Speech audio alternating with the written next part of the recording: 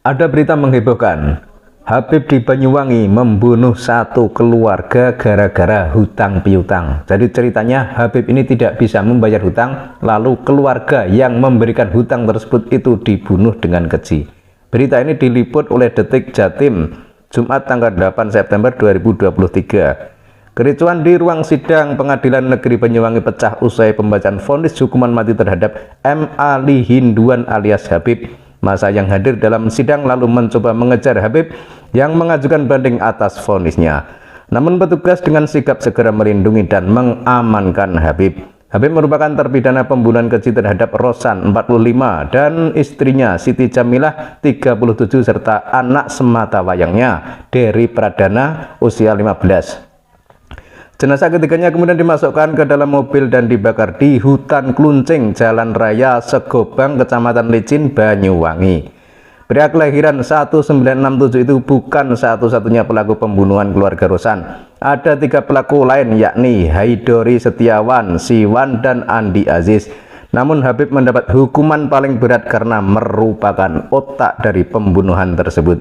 Habib dikenal masyarakat sebagai pemuka agama sekaligus ketua majelis sholawatan di Banyuwangi. Haidori Setiawan, Siwan, dan Andi Aziz adalah jamaahnya. Korban Rosan dan keluarganya juga merupakan jamaah Habib.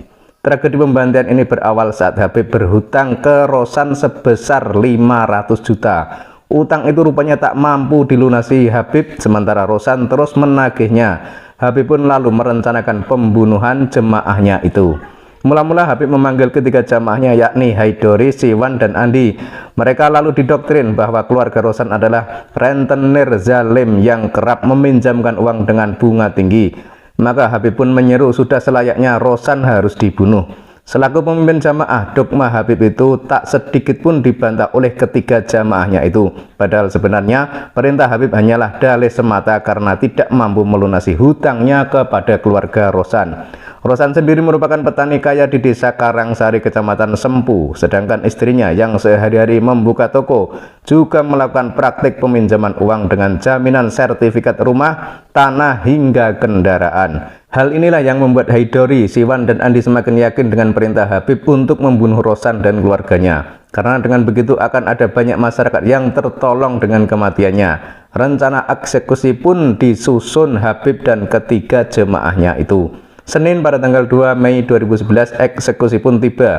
Habib berpura-pura menghubungi Rosan bahwa dirinya ingin menggelar sholat berjamaah di rumahnya. Tanpa curiga Rosan pun bersedia rumahnya dipakai untuk kegiatan ibadah Habib dan keluarganya. Selepas Isya, Habib lalu menelpon Andi dan menyuruh menjemput Haidori di rumahnya. Keduanya lalu menuju rumah Habib. Dari rumahnya, Haidori telah membawa sebuah kampak yang disembunyikan dalam tas kecil dan ditutupi jaket. Dari rumah Habib ini ketiganya lalu menuju rumah Rosan. Kali ini keduanya berangkat dengan mengendarai 2 motor. Haidori lalu berbelok dan menjemput Siwan di Simpang 3 Rogo Jambi seusai perjalanan dari Bali. Keduanya lalu menyusul ke rumah Rosan. Setiba di lokasi, keempatnya sempat berbincang-bincang di ruang tamu. Selanjutnya Habib mengajak Rosan, Jamilah, dan anaknya Dery sholat Isya berjamaah. Sedangkan Haidori, Siwan, dan Andi di ruang tamu memakan makanan suguhan dari Rosan. Seusai melaksanakan sholat Isya, Habib lalu menyuruh Dery keluar membeli pulsa. Saat itu Dery membeli pulsa dengan ditemani Andi, sedangkan Rosan dan Jamilah melanjutkan sholat sunnah 2 rakaat. Dari sini Habib kemudian memberi kode kepada Haidori dan Siwan agar segera membunuh Rosan dan istrinya saat sholat sunnah.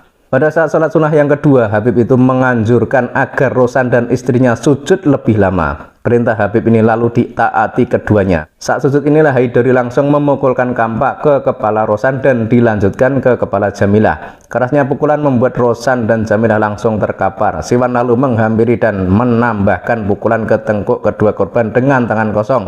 Belum puas, Siwan lalu memukulkan lagi kapak ke bagian belakang kepala kedua korban. Kesadisan keduanya belum berhenti. Mulut Rosan dan Jamilah lalu disumpali dengan kaos kaki.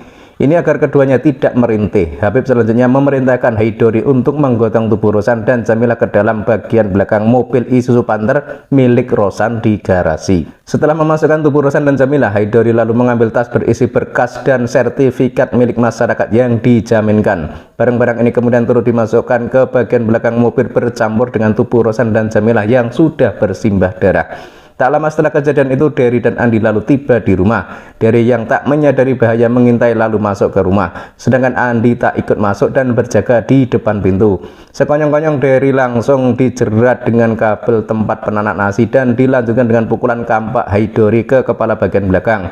Dery pun ambruk bersimbah darah. Sama tubuh Dery juga turut dimasukkan ke dalam mobil bersama bapak dan ibunya. Mobil Panther tersebut lalu dikemudikan Habib dan Siwan, sedangkan Haidori dan Andi disuruh pulang. Mobil ini selanjutnya dibawa ke hutan desa Klunceng, kecamatan Licin. Untuk menghilangkan jejak, Habib kemudian membakar mobil bersama 3 tubuh satu keluarga itu.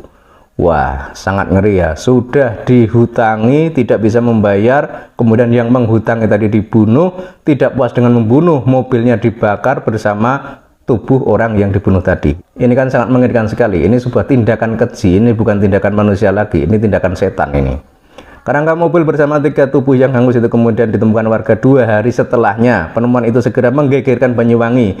Jenazah ketiganya kemudian dievakuasi ke Rumah Sakit Bayangkara Surabaya dan diketahui sebagai Rosan, Jamilah, dan Dery. Polisi segera melakukan penyelidikan dan menangkap Haidori dan Andi di tempat persembunyiannya. Haidori dan Andi lalu divonis masing-masing 18 tahun dan 13 tahun penjara. Vonis ini lebih rendah dari tuntutan jaksa yang menuntut Haidori dengan hukuman mati dan Andi 18 tahun.